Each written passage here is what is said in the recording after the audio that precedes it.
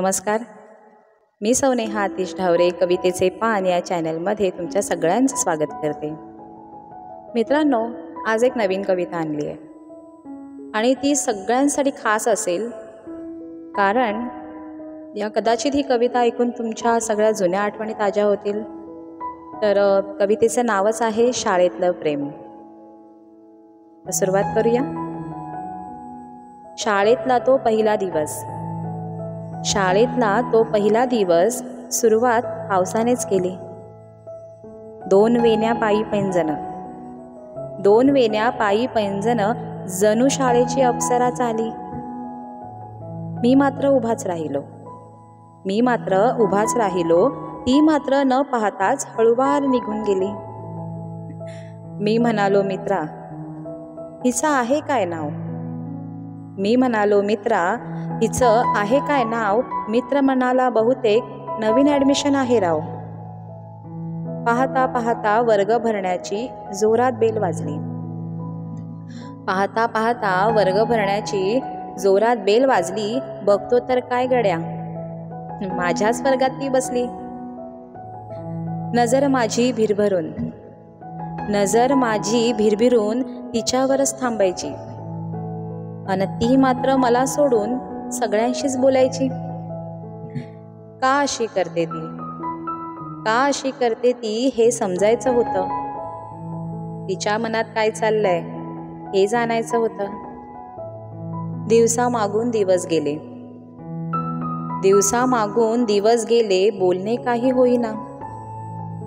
माझ्या जीवाची घालमेल मात्र तिला पाहिल्याशिवाय जाईना। परीक्षेचे दिवस आले, परीक्षेचे दिवस आले, अन नोट्सच्या बहाण्याने का होईना आमचे पहिल्यांदाच बोलणे झाले। 4 ओळींचं बोलणं ते, 4 ओळींचं बोलणं ते जणू सुख देऊन गेलं।